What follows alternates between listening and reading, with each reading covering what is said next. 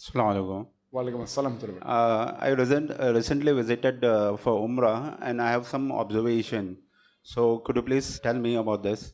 I find that over there a lot of luxurious type of thing is been pushed up instead of a very neat and clean environment.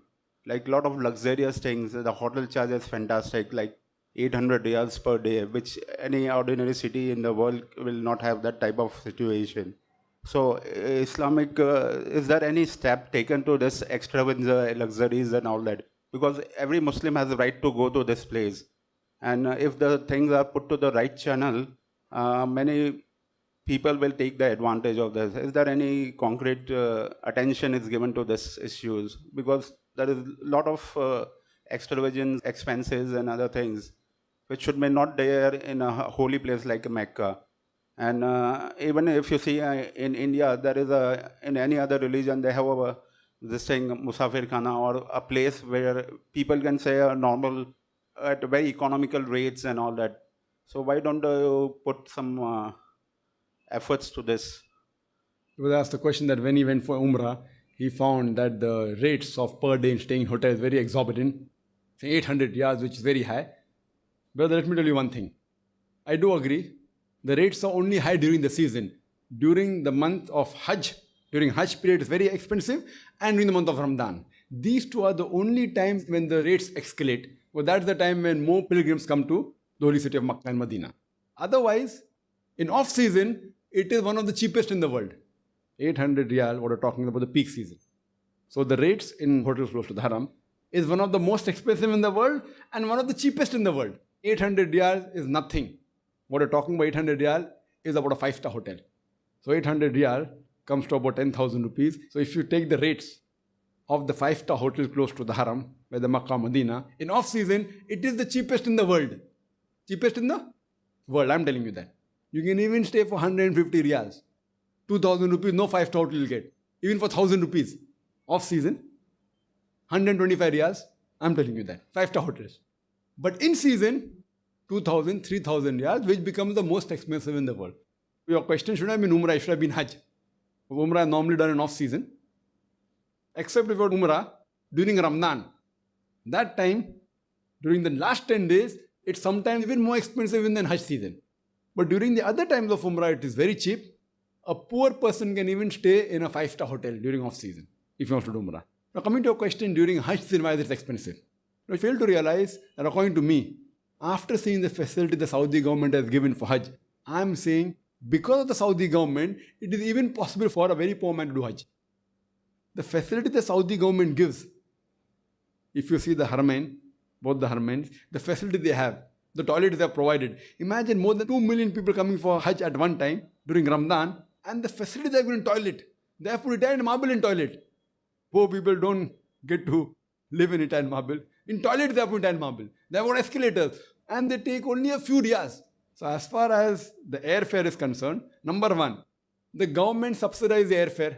Now because the Saudi government has subsidized the rate for the Saudi airlines, the other airlines for competition, they are forced to subsidize. So even the non-Muslim airlines are subsidizing now. Why? Because Saudi Arabia started that. So Saudi Arabians say that if you're coming for Umrah or for Hajj, we give 25% discount. Sometimes they give 40% discount. Now because Saudi airline does that, the other airlines are forced to do it. So they aren't bothered about the Muslims. But if they don't do, then they lose business. So they say prefer let the rate come down and we have more flights. So they subsidize. Actually they're making business. But if you normally have to go to Saudi Arabia, it will cost you 29,000 rupees. Normal fare up and down from Bombay. During Umrah and Hajj, it costs 21,000. Subsidized. 1/3. So first point number one, that fare is subsidized. Point number two, the facility given by government, the tax the government takes for Umrah is negligible. That's subsidized. As far as staying is concerned, eating is very cheap. Eating, you will get all types of food. MashaAllah, very cheap. Pakistani food, this food, that food, fast food, everything. Now staying, what you're talking about the rates is the hotels very close to the Haramain. Now if your budget doesn't provide you, you take a hotel which is far.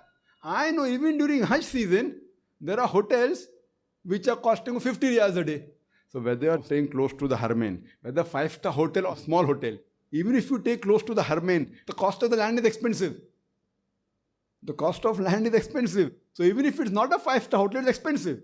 If you stay in a hotel close to the haram, even if it's not 5-star, if it's not 1,000 riyal, it will at least be 400 riyals. You understand? Because the land is expensive. Now why the land is expensive? Because it's close to the haram. So the moment a poor man, when he goes, he can very well take a hotel which is half a kilometer away or 1 kilometer away. What's the problem? And the facility of the government is so good that you can spend the full day in haram without any problem. So we should thank the facilities given by the government that it is even possible for a poor man to perform Hajj. Otherwise, if there was no facilities, only the air ticket, because now you can do Hajj even 50,000 rupees. You understand? So only the air ticket cost about 30,000 with the airport tax 30,000. It's because of the package. So if you go in a group, if you go as an individual, it will be expensive. If you have the money, Allah has given you the money, you can go as an individual, stay in a 5-star. So there are trips going for Hajj for 1 month.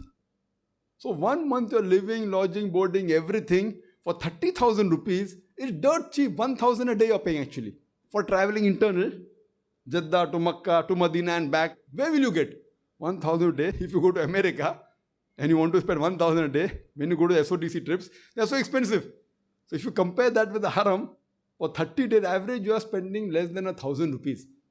Sometimes you're spending 800 rupees, including traveling, including eating, including staying in a good hotel close to the haram. There are cheap tours which will cost you only hardly 600 rupees a day. Now 600 rupees a day for eating, staying and traveling is very cheap in a foreign country. It is mentioned in the Quran that when you are going for Hajj, you take some cloth in India which is not available there. You can very well take that cloth, sell it. And the government gives you permission. So while you are doing Hajj, many people do it free because they take stuff and they spend a few hours a day selling it and they recover the cost. People even make money. So that is no problem. So in Hajj, if you cannot afford it, you can even do business. You can take some material and sell it. Then many people do it. Many of the people, they get material. So these are the facilities given by Allah subhanahu wa ta'ala in the Quran and by the government. You have to appreciate. Now to say that why do they charge doesn't make sense. Even a poor man can go. And there are more poor people coming for Hajj than rich people. More poor people are coming for Hajj from different parts of the world. They do the saving and alhamdulillah, I have to thank. So all the types of facilities there in the Haramain, whether Makkah, Medina, big hotels are there, cheap hotels are there. There are Jamaat Khanas also. There's Bhori Jamaat Khana, there are Aga Khani Jamaat Khana. There are several. So many Musafir Khanas are there. Now, if you don't know about it, that's your problem. There are many Musafir not only in the Haram, even in cities. In Bombay, the Musafir Khana Hajj committee is going to the dogs. It's just lying vacant. Who's to blame? We are to blame. One thing is there that you have to realize that you go and tell the Saudi government, why did you put tile marble in the toilet? They want to give you free. So you should go and tell the Saudi government, why did you put tile marble in the toilets? How many people live in tile marbles? So alhamdulillah, they want to serve the Haji because they feel that serving the Haji gives you barakah. Now when you do a trip from Jeddah to Medina and back, in the bus, they charge you 130 riyal, which is not possible. 150 riyal is only for going and coming. How is it possible? Then I inquired. They came to know there are many rich people who say that whatever the cost is, we'll pay half. So when you're paying 130 riyal, which for 3 days going to Medina and coming back with the air-conditioned bus, the normal bus fare when you go is 150 riyals. How can they have 130? It doesn't make sense.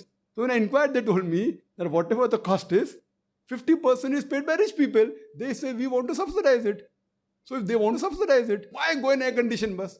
And if the rich people, they want to spend their money in serving the Hajis, alhamdulillah. So there's some rich man who is subsidizing. Some people come and tell me, Ibn Qasir is so cheap, why it's expensive?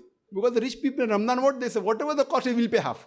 So if the cost is approximately 8,000 rupees, or if it is 6,000 rupees, they say we'll pay half. So you get 3,000 rupees Ibn Qasir. It is subsidized by somebody. So when they want that, let the Hajis get facilities, let the people who come for Ramadan get facility. So why are you objecting? If you don't want it, don't take it. So don't go in the tour, you can go individually. So the thing is that the facility given by the people out there, alhamdulillah, because they respect the Hajis, alhamdulillah, we have to appreciate that. And we have to say that, mashallah, you can stay in a good hotel also, sometime at cheap rate. Sometime if you don't have the money, you can stay in a cheap hotel. Or if you have the money, you can stay in the season in expensive hotel. Hope that answers the question. Yeah, brother. I think Nawab of Arcot, Yes. he has dedicated a building and For Waqf. yeah, and the people can go and stay free down there. And I think even Nizam of Hyderabad has done it. Maybe He's not aware. Brother is adding more information. He's right that Nizam of Hyderabad at that time, he used to give zakat to Saudi Arabia. Nizam of Hyderabad, they used to send zakat. They used to send money to Saudi Arabia, and now it is the opposite. So they have got many of their own places to stay, which is free. But again, that's limited. So maybe the place, the room may be 50 or 100. So booking is there, so people are staying free. There are many people, even Nawab Arcot of Madras. He has got his own place where people can go and stay there free. There, even Abhori Sayyidin has got, even Aga Khan has got. There are many trusts which have got. And they give free. Some people charge nominal. So depending upon if you want, you can avail. That's the reason so many poor people can also perform Hajj, alhamdulillah. Hope that answers the question.